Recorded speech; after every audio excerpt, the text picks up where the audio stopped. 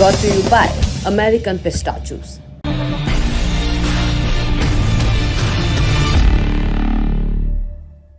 मानवता के विकास के क्रम में इंसानों को इम्यूनिटी दी मेडिकल साइंस और दवाइयों ने, लेकिन इंसान के भ्रष्टाचार से दवाइयां भी इम्यून नहीं रही। वहां भी घपले और करप्शन के मामले आते रहते हैं।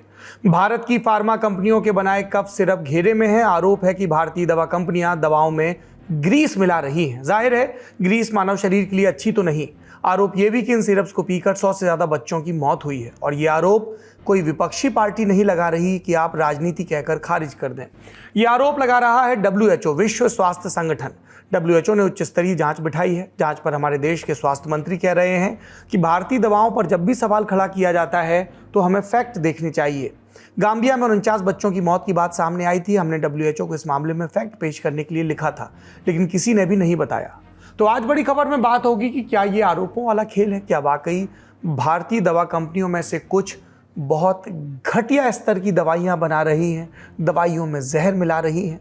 फार्मा इंडस्ट्री पर पहले क्या आरोप लगते रहे हैं और इतनी बड़ी इंडस्ट्री किस दिशा में सुधार चाहती है? नमस्कार, सौरभ द्विवेदी नाम है हमारा और आप देखना शुरू कर चुके हैं लल्लन टॉप शो। भारतीय दवा निर्माताओं द्वारा बनाए गए सिरप को एक बार फिर विदेश में बच्चों की मौत से जोड़कर देखा जा रहा है।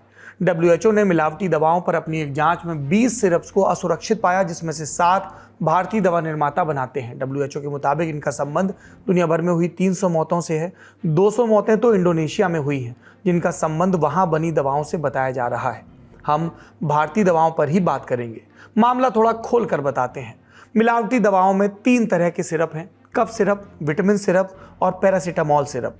इंडियन एक्सप्रेस पर प्रकाशित अनोना दत्त की रिपोर्ट के मुताबिक असुरक्षित पाए गए 20 मिलावटी सिरप भारत और इंडोनेशिया की 15 फार्मा कंपनियां बनाती हैं, जिसमें से 7 सिरप भारत की 3 कंपनियां बनाती हैं।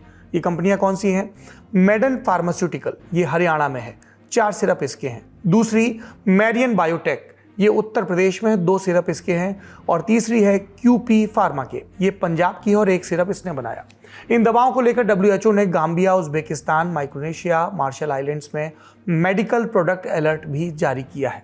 इसका मकसद लोगों को चेताना होता है कि अमुक दवा का सेवन ना करें। गांबिया और उज्बेकिस्तान में भारत में निर्मित सिरप को कम से कम 88 बच्चों की मौत से जोड़कर देखा गया था। ये तो पिछले 24 घंटे की बात हो गई, लेकिन भारतीय दवाओं पर सवाल पिछले साल से लगातार उठे हैं। अक्टूबर 2022 में गांबिया में 70 बच्चों की मौत को हरियाणा की मेडन फार्मा की सिरप से जोड़कर देखा गया। तब भी WHO ने मेडिकल प्रोडक्ट अलर्ट जारी किया था। दिसंबर 2022 में उज्बेकिस्तान सरकार ने कहा था कि उनके देश में कम से कम 18 बच्चों की मौत UP की मैरियन बायोटेक लिमिटेड की बनाई सिरप के चलते हुई। जनवरी में इन सिरप्स के लिए भी अलर्ट जारी किया गया। इसके बाद अप्रैल 2023 में WHO ने मार्शल आइलैंड्स और माइक्रोनेशिया में बिक रहे QP फार्माकेम के सिरप को भी मिलावटी बताया। तब कंपनी की ओर से कहा गया कि WHO ने एक्सपायर हो चुकी दवाओं का टेस्ट किया था। यह भी दावा किया गया था कि QP के कफ सिरप को भारत को बदनाम करने के इरादे से डुप्लीकेट किया गया, माने उसकी नकल तैयार की गई। अगली घटना इसी महीने की है, जून की ही है। कैमरून में पिछले कुछ महीनों से 1 दर्जन से ज्यादा बच्चों की मौत की खबरें आ रही थी। कैमरून के अधिकारी बच्चों की इस मौत को भारत में निर्मित कफ सिरप से जोड़कर अब देख रहे हैं अपनी रिपोर्ट्स में। मिंट में छपी अन्वेषा मित्रा की रिपोर्ट के मुताबिक कफ सिरप के डब्बे पर मैन्युफैक्चरिंग लाइसेंस नंबर इंदौर की रीमैन लैब्स नाम की कंपनी से मेल खाता है, लेकिन उस पर कंपनी का नाम नहीं लिखा। रीमैन लैब्स के डायरेक्टर नवीन भाटिया ने ब्लूमबर्ग से कहा कि तस्वीरों में नजर आ रही दवाएं हमारी दवा जैसी दिख रही हैं, लेकिन पक्का नहीं बता सकते क्योंकि वहां बड़े पैमाने पर नकली दवाएं बनाई जाती हैं। ये नकली दवाओं का क्या खेल है? क्या वाकई भारतीय दवाओं का डुप्लीकेट माल मार्केट में सप्लाई होता है, या फिर ये कंपनियां अपनी तरफ से कमजोर डिफेंस दे रही हैं? सुनिए स्वास्थ्य पर लंबे समय से रिपोर्टिंग कर रहे हिमांशु शेखर ने क्या बताया। लेकिन WHO ऑफिशियली मानता है कि पूरी दुनिया में जितनी दवाएं बिक रही हैं उसमें तकरीबन 10% जो है वो नकली दवा है। लेकिन जहां तक भारत में नकली दवाओं का मामला है तो जब मैं स्टोरी कर रहा था इंडिया टुडे के लिए तो काफी सारे लोगों से बात हुई और उसमें लोगों का कहना यह है कि भारत में थोड़ी कमी आई है इस तरह के मामलों में, लेकिन पूरी तरह से खत्म नहीं हुई है। अब क्या हो रहा है कि आप जो दूर दराज के क्षेत्र हैं, जैसे बिहार हो गया, पश्चिम बंगाल हो गया, नॉर्थ ईस्ट के स्टेट्स हो गए, उड़ीसा है, इसमें जो रिमोट एरियाज है ना, जहाँ पे कि ड्रग इंस्पेक्टर बहुत रेगुलरली फ्रिक्वेंटली जो है मॉनिटर नहीं कर पाते हैं, वहां पे अब ज्यादा जो सैंपल नकली दवाओं की पकड़ी जा रही है रिमोट एरिया से ज्यादा पकड़ी जा रही है भारत में। तो जैसे बीते साल लास्ट ईयर की ही बात है, असम के ड्रग कंट्रोलर डिपार्टमेंट ने मोन्टेक एलसी, बहुत फेमस दवा है मोन्टेक एलसी, सन फार्मा की दवा है, सन फार्मा बहुत बड़ी कंपनी है। इसके सैंपल्स जांच के लिए उठाए और इसमें ये पाया कि उसमें जो है वो माना कि ये नकली है, उसमें जो जो स्टैंडर्ड है उसके अनुरूप नहीं है वो दवा। लेकिन जब बैच नंबर भेजा गया सन फार्मा को, तो सन फार्मा ने कहा कि उसने तो बनाया ही नहीं है ये दवा। तो जब दवा सन फार्मा ने नहीं बनाई है तो फिर सवाल उठा कि भाई दवा किसने बनाई है। लेबल था, नाम पता सब सन फार्मा के लोगो उस पर है, लेकिन जब इन्वेस्टिगेशन हुआ तो पता चला कि सन फार्मा में नहीं बनी है। तो कुछ केसेज ऐसे आए हैं कि जिसमें कि कंपनियों के नामों का इस्तेमाल हुआ है। लेकिन कई बार चूंकि रेगुलेशन, मैंने कहा ना कि रेगुलेशन का स्ट्रक्चर थोड़ा सा इतना, मतलब इतनी अथॉरिटीज है कि किसी की जिम्मेदारी फिक्स नहीं हो पाती। तो कई बार कुछ कंपनियां अपने बचाव के लिए भी इसका इस्तेमाल करती हैं कि वो ये कहते हैं कि भाई हमारी दवा है ही नहीं, तो इससे उनकी अकाउंटेबिलिटी फिक्स नहीं हो पाती है। तो बात घूम फिर के वही रेगुलेटरी स्ट्रक्चर पे आ जाती है कि इसमें आखिर किसकी जिम्मेदारी तय हो जाए, इसमें किस तरह का सुधार किया जाए। सरकार ये कहती है कि हमने नया drugs, medical devices and cosmetic bill लाया है। इसका ड्राफ्ट अभी सर्कुलेट भी हुआ है, पिछले साल अक्टूबर नवंबर में इसका ड्राफ्ट आया था। इसमें सरकार का दावा है कि हम ऐसे व्यवस्थाएं लेके आ रहे हैं कि उससे हमारा ड्रग रेगुलेशन और बेटर होगा और इस तरह के मामलों पे अंकुश लगाने में, लगाम लगाने में मदद मिलेगी। सब तरफ एक ही शिकायत है कि कफ सिरप में इथिलीन ग्लाइकॉल और डाइथिलीन ग्लाइकॉल का इस्तेमाल हो रहा है। ये दोनों केमिकल मानव शरीर के लिए खतरनाक हैं। डाइथिलीन ग्लाइकॉल का इस्तेमाल सिगरेट और कागजों के प्रसंस्करण में और डाई बनाने में होता है। इसकी खासियत यह है कि इसका ना कोई अपना रंग होता है, ना इसमें कोई गंध होती है। साथ ही इसे एक ऐसा सॉल्वेंट माना जाता है जिसमें कई वैसे पदार्थ भी घुल जाते हैं जिनका घुलना सामान्य तौर पर आसान नहीं होता। वहीं इथिलीन ग्लाइकॉल एक ऐसा केमिकल है जिसका इस्तेमाल पॉलिस्टर फाइबर, पेंट और पीईटी प्लास्टिक बनाने में होता है। अगर ये इतना घातक है तो फिर दवाओं में इनका इस्तेमाल क्यों किया जा रहा है? इस बात का जवाब हमें करीब 7 महीने पहले मालूम पड़ा, जब public health activist Dinesh S Thakur Lallantop के programme guest in the newsroom में मेहमान बनकर आए। डाइथिलीन ग्लाइकॉल के बारे में दिनेश ठाकुर ने क्या बताया था, आपको ध्यान से सुनना चाहिए। ये जो गाम्बिया वाला इंसिडेंट इंटरनेशनल से, ये छठवां इंसिडेंट है ये। तो जब 2019 में जो हुआ था कि ये जब जम्मू के रामनगर इलाके में 11 बच्चों की मौत इसलिए हुई थी कि उनके माँ बाप ने खांसी की दवाई दी थी उनको। सर्दी का मौसम, हल्की सर्दी शुरू हो गई थी, बच्चों को जुकाम खांसी हो रही थी, और जब बच्चे बिल्कुल एनीमिक से होने लगे तो फिर वहाँ पे ले गए रामनगर के प्राइमरी अस्पताल में। उन्हें कहा कि हमारी समझ में आ नहीं रहा है, तो इन 11 बच्चों को ना पीजीआई चंडीगढ़ ले गया।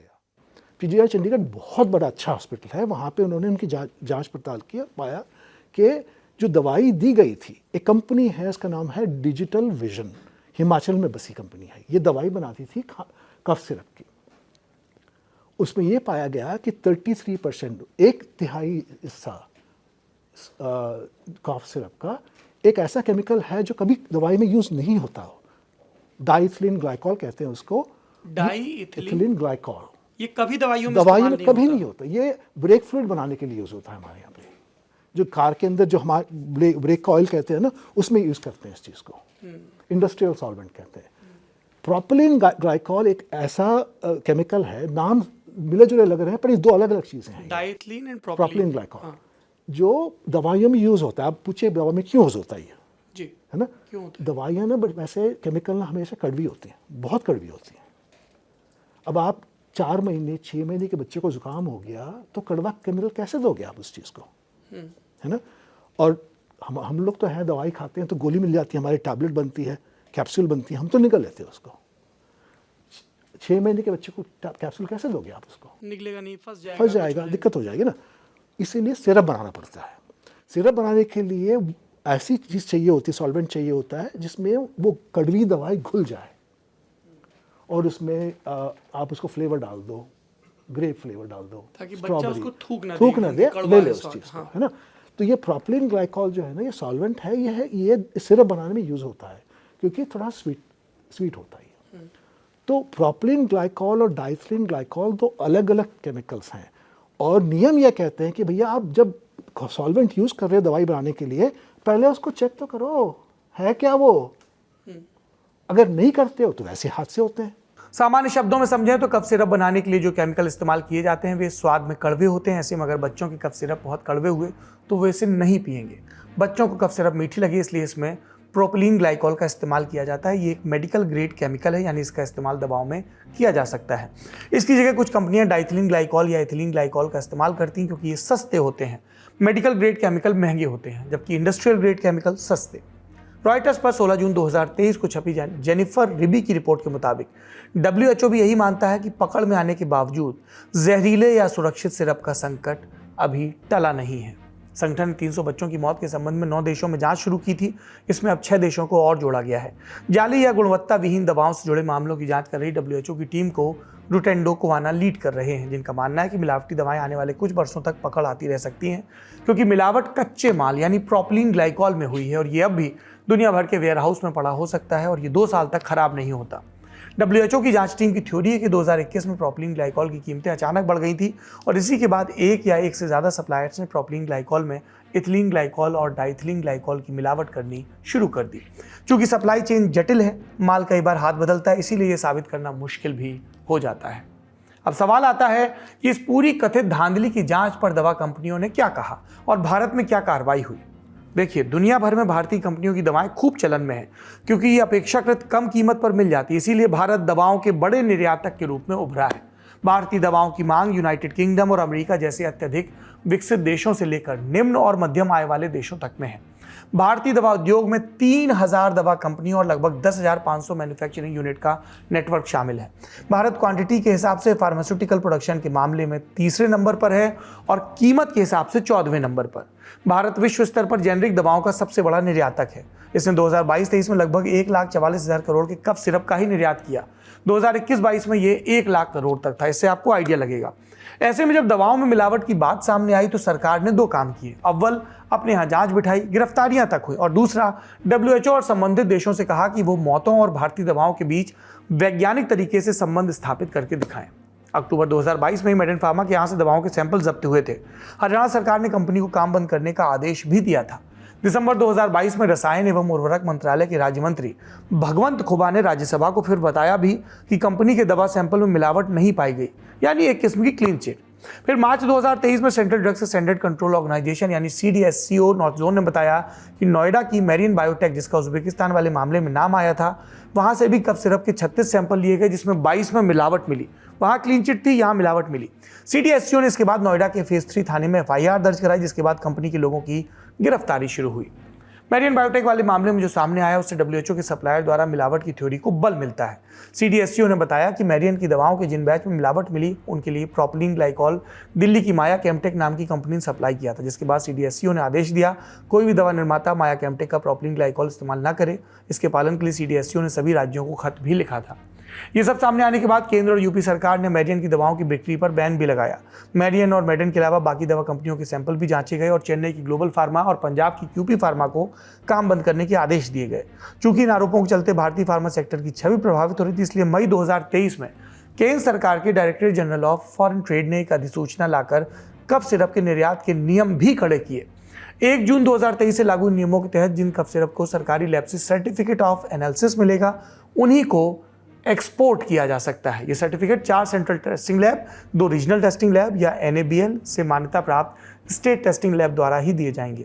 अब तक एक्सपोर्ट मार्केट के लिए दवा बनाने वाली कंपनियों में क्वालिटी कंट्रोल का काम कैसे हो रहा था, ये भी अब जान लीजिए। दवा का जो कोई भी नई दवा बनेगी तो दवा के अप्रूवल का प्रोसेस एक ही होगा। जो हमने बताया कि एक्सपर्ट कमेटी 12 लोगों की बनेगी और वो कमेटी CDSCO को एडवाइस करेगी कि इस दवा को अप्रूवल देना है कि नहीं देना है।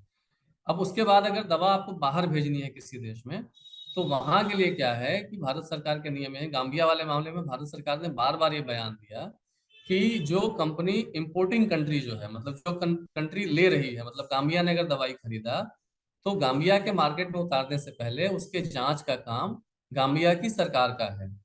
जो सरकार खरीदेगी उसकी सरकार का है। भारत सरकार उसमें अपना पल्ला झाड़ लेती है कि भाई बाहर के देशों में जो मार्केट में जा रहा है, जो मार्केट में उतर रहा है दवा, उसकी एक बार जांच वहां की अथॉरिटीज करें। तो ये एक थोड़ा सा ग्रे एरिया है, जबकि होना ये चाहिए कि अगर भारत से दवा जा रही है और हम फार्मेसी ऑफ द वर्ल्ड कहते हैं और बड़े पैमाने पे हम दवाओं का एक्सपोर्ट कर रहे हैं, तो क्वालिटी कंट्रोल को लेकर के हमारे यहाँ थोड़ा और आर्किटेक्चर, थोड़ा बेटर आर्किटेक्चर होना चाहिए। जब डब्ल्यूएचओ ने 7 भारतीय दवाओं को लेकर सवाल उठाया तो जवाब देने केंद्रीय स्वास्थ्य मंत्री मनसुख मांडविया आ गया है। उन्होंने कहा भारत दवाओं की गुणवत्ता को लेकर जीरो टॉलरेंस की नीति रखता है। 125 कंपनियों के यहाँ दवा नियामक की टीम ने जांच की, जिसके बाद 71 को नोटिस भेजा जा चुका है और 18 का काम बंद करवा दिया।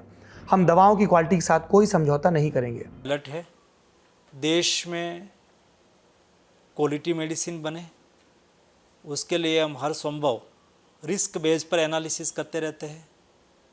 अभी हमने 125 से अधिक रिस्क बेस, जहाँ जिसका सैंपल मार्केट में फेल होता है, फेल होने का कई रीज़न होता है, कई टेम्परेचर मेंटेन नहीं हुआ तो मार्केट में सैंपल उसका फेल हो जाता है, कई चीज़ों को लेके उसमें प्रीवियस क्वालिटी भी एक विषय होता है। तो एक कंपनी में जाके हमारे स्क्वाड विजिट कर रही है। आज तक 125 से अधिक कंपनी की विजिट की गई, उसमें से 71 कंपनियों को शोकॉज नोटिस भी दी गई और 18 कंपनी को क्लोज़र भी दिया गया है। मैं आपके माध्यम से दुनिया को एश्योर करना चाहूँगा कि हिंदुस्तान मेडिसिन में क्वालिटी के साथ कभी बार्गेनिंग नहीं करेंगी। हम जीरो टॉलरेंट पॉलिसी से चलने की कोशिश कर रहे हैं, ताकि जैसा विदेश में वैसा ही देश में फ्यूरियस मेडिसिन से किसी के जीवन का दीप नहीं बुझना चाहिए। उसके लिए हम हर संभव अलर्ट रहते हैं। मांडविया ने भारतीय दवाओं को मौतों के लिए जिम्मेदार बताए जाने पर 3 सवाल भी उठाए। पहला कि हमने गाम्बिया सरकार और डब्ल्यूएचओ को फैक्ट पेश करने के लिए लिखा, किसी ने फैक्ट नहीं बताए। दूसरा, पूछा कि हमने पाया कि एक बच्चे की मौत डायरिया से हुई, जब उसे डायरिया था तो उसे कब सिरप लेने की सलाह किसने दी। और तीसरा प्रश्न स्वास्थ्य मंत्री का कि हमने एक कंपनी का सैंपल चेक किया, 24 में से 4 सैंपल फेल हुए। अब सवाल यह है कि अगर सिर्फ एक बैच एक्सपोर्ट के लिए बनी थी और वो फेल हुई तो सभी सैंपल फेल होंगे। ऐसा नहीं हो सकता कि 20 सैंपल पास हों और 4 फेल हो जाएं। हालांकि इन सवालों के साथ भी मांडविया ने कहा कि हम फिर भी सतर्क हैं और दुनिया को आश्वस्त करना चाहते हैं कि भारत कभी भी दवाओं की क्वालिटी से कोई समझौता नहीं करेगा। जाहिर है किसी भी प्रचलित उत्पाद का निर्माता देश बिना सबूत अपने माल को खराब नहीं मानेगा। जिस तरह अमेरिका की रक्षा कंपनियां उसकी वैश्विक हैसियत को बल देती हैं, उसी तरह भारतीय फार्मा सेक्टर भारत को विदेशी मुद्रा देने के साथ साथ एक भरोसेमंद मैन्युफैक्चरिंग डेस्टिनेशन के तौर पर पेश करता है। इसीलिए केंद्र ने निर्यात के नियमों को सख्त तो किया ही, स्वास्थ्य मंत्री ने आक्रामक तरीके से भारतीय फार्मा सेक्टर में नियामकों और निर्माताओं दोनों की कार्यप्रणाली का बचाव किया। लेकिन इसी कार्यप्रणाली या प्रोसेस को लेकर एक खोजी रिपोर्ट ने गंभीर सवाल भी खड़े किए थे। 10 मार्च 2023 को रॉयटर्स पर एडवर्ड मैकलिस्टर, जेनिफर रिबी और कृष्ण एन दास की एक बड़ी विस्तृत रिपोर्ट छपी थी। इसमें गाम्बिया में बच्चों की मौत के पीछे मेडेन फार्मा के कफ सिरप की भूमिका को लेकर पड़ताल की गई थी। इस रिपोर्ट में नियामकों के दस्तावेजों के हवाले से लिखा गया था कि मेडेन पर गुणवत्ता विहीन या मिलावटी दवाएं बेचने का आरोप अक्टूबर 2022 में पहली बार नहीं लगा था। 2011 में बिहार ने कंपनी को 5 साल के लिए ब्लैकलिस्ट किया था। इल्जाम था मिलावटी गुणवत्ता विहीन दवाएं बेचने का। मार्च 2022 में केरल सरकार ने पाया था कि मेडेन द्वारा दी दवाएं क्वालिटी स्टैंडर्ड के मुताबिक नहीं थी, यानी गुणवत्ता सही नहीं थी। फरवरी 2023 में मेडेन फार्मा के फाउंडर नरेश कुमार गोयल और टेक्निकल डायरेक्टर MK शर्मा को हरियाणा के सोनीपत की एक अदालत ने 2.5 साल की सजा भी सुनाई थी। आरोप वियतनाम को घटिया दवाएं एक्सपोर्ट करना। दरअसल 2014 में वियतनाम स्थित भारतीय कॉन्सुलेट जनरल ने भारत के ड्रग्स कंट्रोलर जनरल को बताया था कि वियतनाम की सरकार ने क्वालिटी संबंधी नियमों को तोड़ने के चलते कई भारतीय कंपनियों को ब्लैकलिस्ट किया है, जिसमें से मेडेन भी एक थी। इसके बाद भारत में जांच बिठाई गई, मेडेन के खिलाफ सबूत मिले तो कानूनी कार्रवाई हुई और इसी मामले में सुनवाई करते हुए कोर्ट ने माना कि अभियोजन ने मेडेन पर जो आरोप लगाए वो साबित भी होते हैं। कोर्ट ने दोषियों को ऊपरी अदालत में अपील के लिए 1 महीने की मोहलत भी दी थी। मेडेन इस केस को आगे कहां तक ले गई इसकी जानकारी अभी नहीं है, लेकिन एक पैटर्न नोट किया जा सकता है। 2011 से 2023 के बीच एक दवा कंपनी पर भारत के 2 अलग अलग राज्यों और 2 विदेशी सरकारों ने मिलावटी गुणवत्ता विहीन दवाओं को बेचने का आरोप लगाया। एक बार कंपनी ब्लैकलिस्ट हुई, एक मामले में मालिक को सजा मिली। इस रिकॉर्ड के बावजूद कंपनी काम करती रही। हरियाणा के food and drug administration FDA department ने मेडेन को निर्यात के लिए दवाएं बनाने का लाइसेंस भी दिया।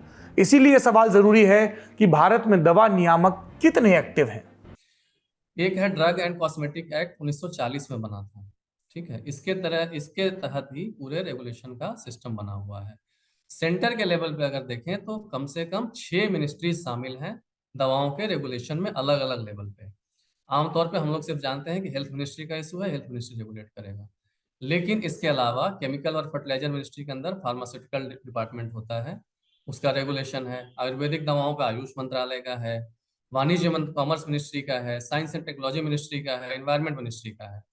अब इसमें अलग अलग मंत्रालय क्या क्या काम करते हैं ये भी हम आपको बता दें कि ड्रग एंड कॉस्मेटिक एक्ट के तहत ही CDSCO, central drugs standard control organisation का गठन किया गया है। ये स्वास्थ्य मंत्रालय के अंतर्गत है। इसके अंदर एक DCGI होता है, drug controller general of India. दवाओं के गुणवत्ता को रेगुलेशन में इसका सबसे इंपॉर्टेंट रोल होता है। फिर एक ड्रग टेक्निकल एडवाइजरी बोर्ड होती है, फिर एक ड्रग कंसल्टेटिव कमिटी होती है। इन्हीं दो बोर्ड और कमेटी की सलाह पे DCGI काम करता है। अब CDSO ने क्या किया है कि इफेक्टिव रेगुलेशन पूरे देश भर में हो, उसके लिए उन्होंने रीजनल ऑफिसेज खोल रखे हैं। और इसी एक्ट के तहत, जिसका हमने जिक्र किया 1940 के एक्ट के तहत, राज्यों के स्तर पे स्टेट ड्रग रेगुलेटरी अथॉरिटी है। अब ये राज्यों के स्वास्थ्य विभाग के तहत काम करते हैं। प्रॉब्लम ये है कि राज्यों में जो ड्रग रेगुलेशन के स्टेट अथॉरिटी है, वो अलग से डिपार्टमेंट या अलग से एक इंस्टीट्यूशन के तौर पर डेवलप करने की जगह उसको फूड रेगुलेशन डिपार्टमेंट के साथ जोड़ दिया गया है।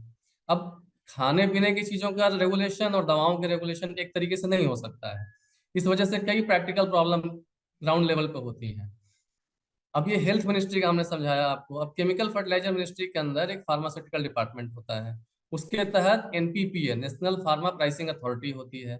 इसका काम है दवाओं का दाम तय करना, और यही ये सुनिश्चित करती है कि national list of essential medicine, जिसके तहत की दवाओं के प्राइस रेगुलेट होते हैं, ये लिस्ट भी यही तैयार करेगी। फिर दवा के लिए जो कच्चा माल आना है, जैसे API आना है, एक्टिव फार्मास्यूटिकल इंग्रेडिएंट आना है, KSI आना है, की स्टार्टिंग मटेरियल्स आने हैं, तो ये सारा काम फार्मास्यूटिकल डिपार्टमेंट का है, वो करेगा। अब आयुष की दवा होगी तो आयुष मंत्रालय का रेगुलेशन है। पेटेंट का जो काम होगा दवाओं का, अगर किसी कंपनी ने दवा बना ली, उसका पेटेंट कराना है, तो वो काम कॉमर्स मिनिस्ट्री करेगा। रिसर्च का जो काम है, उसको फाइनल अप्रूवल देने का काम साइंस टेक्नोलॉजी मिनिस्ट्री करेगा। और कोई अगर नई नई दवा की मैन्युफैक्चरिंग यूनिट अगर आपको लगानी है, तो उसकी मंजूरी देता है एनवायरमेंट मिनिस्ट्री। तो 6 मिनिस्ट्री ये हो गए। स्टेट के लेवल पे दुनिया भर के जो अथॉरिटीज है वो हो गए। तो कुल मिला जुला के पूरा घालमेल है पूरा ये सिस्टम। स्टेट के अथॉरिटीज जो है वो ड्रग इंस्पेक्टर के थ्रू ऑपरेट करते हैं। तो इसमें होता क्या है कि किसी की अकाउंटेबिलिटी फिक्स ही नहीं हो पाती है कि आखिर कोई गड़बड़ी हुई तो वो किसकी जिम्मेदारी तय हो। इस वजह से बहुत सारी दिक्कतें हो रही हैं दवाओं के रेगुलेशन में। रॉयटर्स ने तब अपनी रिपोर्ट में लिखा था कि लाइसेंस वाले सवाल पर केंद्र या हरियाणा की सरकार ने कोई जवाब नहीं दिया था। गांबिया मामले में मेडन को भारत सरकार ने क्लीन चिट भले दे दी हो, पर गांबिया सरकार और WHO अपने दावे पर कायम है। गांबिया की सरकार ने एक अमरीकी लॉ फर्म को हायर किया और वो कानूनी समाधान भी खोज रही है। रॉयटर्स के मुताबिक गांबिया में कंपनी का जो कफ सिरप बिक रहा था, उस पर WHO का लोगो लगा था और लिखा था WHO GMP सर्टिफाइड, जबकि WHO का कहना है कि वो गुड मैन्युफैक्चरिंग प्रैक्टिस GMP के लिए कोई सर्टिफिकेट देता ही नहीं, और ना ही मेडन को उसका लोगो के साथ लेबल ये सब लिखने का हक मिला है। अब WHO के वकीलों ने इस बाबत भी मेडन को संदेश भेजा है। स्वास्थ्य मंत्री कह रहे हैं कि डायरिया के मरीज को कफ सिरप क्यों दिया गया, लेकिन रॉयटर्स की रिपोर्ट के मुताबिक पेशेंट हिस्ट्री कुछ ऐसी थी। अस्पताल में भर्ती होने वाले ज़्यादातर मृतक बच्चों ने कुछ दिन पहले छोटी मोटी तकलीफ के लिए कफ सिरप लिया था। अचानक उन्हें उल्टियां होने लगी, दस्त लग गई यानी डायरिया हो गया। इसके बाद उनके पेशाब बंद हो गए और वो चेतना खोने लगे। ब्लड टेस्ट से पता चला कि किडनियां ठीक से काम नहीं कर रही। संकेत, कफ सिरप लेने के बाद डायरिया हुआ, ना कि डायरिया के मरीज को कफ सिरप दिया गया। अगर आपको कफ सिरप के चलते बच्चों की मौत की ये कहानी कुछ ज़्यादा ही घुमावदार लगती है, तो एक और बात पर गौर करते जाइए। 17 मई 2023 को हरियाणा के अखबार हरिभूमि ने खबर छापी कि सूबे के ड्रग कंट्रोलर मनमोहन तनेजा पर 5 करोड़ रुपए लेकर गांबिया मामले में मेडन को बचाने का प्रयास करने का आरोप लगा है। रॉयटर्स के कृष्णन दास की 14 जून 2023 वाली रिपोर्ट में भी इस आरोप पर विस्तार से जानकारी दी गई। दरअसल 29 अप्रैल को हरियाणा के एंटी करप्शन ब्यूरो ACB को यशपाल नाम के एक वकील ने खत लिखा। इसमें उन्होंने आरोप लगाया कि गांबिया मामले को लेकर जब भारत सरकार ने जांच के आदेश दिए तो कुछ सैंपल इकट्ठा किए गए, लेकिन तनेजा ने जांच से पहले सैंपल बदल दिए। यशपाल ने अपने दावों के लिए कोई सबूत पेश नहीं किया, लेकिन ACB का कहना है कि शिकायत पर इंक्वायरी जारी है। तनेजा ने अभी इस पर अपना पक्ष नहीं रखा है। वो क्लीन चिट भी सवालों के घेरे में है जो दिसंबर 2022 में मेडन को मिली थी, क्योंकि गांबिया मामला सामने आने के बाद जब सरकार ने जांच बिठाई तब अधिकारियों को ढेर सारी अनियमितताएं मिली थी। मेडन फार्मा सिरप में इस्तेमाल से पहले प्रोपिलीन ग्लाइकॉल का टेस्ट करने से चूक गई थी। फिर कच्चे माल की गुणवत्ता सर्टिफिकेट पर बैच नंबर गायब थे, कहीं पर मैन्युफैक्चरिंग और एक्सपायरी डेट भी नहीं थी। जो दवाएं बन रही थी उनकी लेबलिंग में भी दिक्कत थी। बॉटल के लेवल पर लिखा था बैच दिसंबर 2021 में बना, जबकि मैन्युफैक्चरिंग के रिकॉर्ड के मुताबिक इन बोतलों में मौजूद बैच फरवरी से मार्च 2022 के बीच बना। ऐसे में कई एक्सपर्ट्स ने यह माना कि ये मालूम करना मुश्किल काम है कि जो सैंपल अक्टूबर 2022 में जांच के लिए इस्तेमाल किए गए वो उसी बैच से आए थे जिसे गांबिया भेजा गया। जब ये पूछा गया कि ड्रग कंट्रोलर ने इस बात की पुष्टि कैसे की, तब स्वास्थ्य मंत्रालय ने इस पर जवाब नहीं दिया। इंडिया टुडे मैगजीन के लिए हिमांशु शेखर लिखते हैं कि भारत में ड्रग रेगुलेशन की एक और बड़ी समस्या ये है कि जितनी संख्या में ड्रग इंस्पेक्टर होने चाहिए उतनी संख्या में नहीं है। पर और जानकारी समझिए। 2019 में ठाकुर फाउंडेशन ने drug regulation in India the working and performance of CDSRO and SDRA इसे प्रकाशित किया। इसमें बताया गया कि महाराष्ट्र और पंजाब में जितने ड्रग इंस्पेक्टर के पद हैं उनमें से 1/3 ड्रग इंस्पेक्टर ही काम कर रहे, बाकी खाली पड़े। गुजरात में तकरीबन आधे खाली, कर्नाटक में 53%। वहीं दवाओं के उत्पादन का हब माने जाने वाले हिमाचल प्रदेश में ड्रग इंस्पेक्टर के 27% पद खाली, त्रिपुरा में 26%। जब पर्याप्त संख्या में जमीनी स्तर पर ड्रग इंस्पेक्टर ही नहीं होंगे तो फिर जाहिर है रेगुलेशन का काम मुश्किल होगा। ये तो ही दिक्कतें। अब सवाल यह कि सरकार भारत में ड्रग रेगुलेशन की व्यवस्था को मजबूत बनाने के लिए क्या कर रही है, नया कानून ला रही है। भारत में दवाओं का रेगुलेशन मुख्यतः ड्रग एंड कॉस्मेटिक्स कानून 1940 के जरिए होता है। सरकार इसे नए कानून से बदलने की तैयारी में। केंद्रीय स्वास्थ्य मंत्री मनसुख मांडविया कहते हैं कि सरकार दवाओं, कॉस्मेटिक्स और मेडिकल डिवाइसेस के रेगुलेशन की व्यवस्था को और बेहतर बनाने के लिए नया कानून ला रही है। ड्रग्स और medical devices and cosmetic bill का ड्राफ्ट जारी कर दिया गया है। लोगों के सुझाव आए हैं। नया कानून व्यापक होगा। और इस नए कानून में क्या खास बातें होंगी ड्राफ्ट के मुताबिक? अब तक दवाओं और मेडिकल डिवाइसेस के लिए अलग अलग बोर्ड का गठन, खराब गुणवत्ता वाली मिलावटी और नकली कॉस्मेटिक्स के आयात पर प्रतिबंध का प्रावधान, बगैर लाइसेंस हासिल किए किसी दवा या कॉस्मेटिक्स की ऑनलाइन बिक्री नहीं होगी। ड्रग कंट्रोल अफसर को अब पुलिस अधिकारियों की मदद मिल पाएगी ताकि वे सही ढंग से अपनी जांच कर सकें और आरोपियों को भागने से रोक सकें। आयुष के लिए साइंटिफिक रिसर्च बोर्ड का गठन होगा। अधिकतम 15 लाख रुपए जुर्माना और उम्र कैद तक की सजा का प्रावधान। बात यहाँ एक कंपनी या कफ सिरप वाली 2-3 घटनाओं की नहीं है जो अचानक सामने आई हो, इसलिए हमने आपको घटनाएं बताई, सरकार का पक्ष, उसके विरोध में पक्ष और क्या आगे उपाय हैं जिन पर चर्चा हो रही वो सब बताया। इस मामले में सरकार का पक्ष जानने के लिए हमने PIB में उन अधिकारी से संपर्क करने की कोशिश की जो स्वास्थ्य महकमे को देखती हैं, ADG PIB मनीषा वर्मा, लेकिन बुलेटिन जारी होने तक हमें उनकी तरफ से कोई रिस्पॉन्स नहीं मिला। अगर सरकार का पक्ष आता है नए प्रश्नों पर तो हम वो भी आपको बताएंगे। लेकिन इन घटनाओं पर जिम्मेदारी तय होनी बाकी है। गड़बड़ सप्लायर की तरफ से हुई, निर्माताओं की तरफ से, या मौत के लिए कोई और वजह थी। पर इतना ज़रूर है, भारत में दवा नियमन को और आक्रामक और पारदर्शी होना होगा। खुलकर सवालों के जवाब देने होंगे, तभी गुणवत्ता बनी रह सकती है और तभी भारतीय फार्मा सेक्टर की पहचान और रसूख बना रह सकता है। मामला हमारे और आपके स्वास्थ्य का है, इसलिए बहुत ज़रूरी है कि इस पर सख्त और त्वरित कार्रवाई हो। आज का ललन टॉप शो यहीं तक। पर स्वास्थ्य की बात हो रही है तो अंतर्राष्ट्रीय योग दिवस की बधाई भी लेते जाइए। दिन दिन जीवन में कुछ समय स्वास्थ्य के लिए ज़रूर निकालिए। आप भी निकालिए और मैं जो यहाँ मंच पे खड़ा प्रवचन दे रहा हूँ, मैं भी इसकी कोशिशों को और तेज़ करूँगा। रही खबरों की बात तो आज प्रधानमंत्री नरेंद्र मोदी न्यूयॉर्क के UN हेडक्वार्टर में योग दिवस के कार्यक्रम में हिस्सा ले रहे हैं। बुलेटिन लिखे जाने तक कार्यक्रम शुरू नहीं हुआ था। बाकी आप कल से योग करने का कार्यक्रम कर सकते हैं। प्रधानमंत्री को योग करते देखने भर से कुछ नहीं होगा, खुद भी करना पड़ेगा। शुक्रिया, शुभ रात्रि।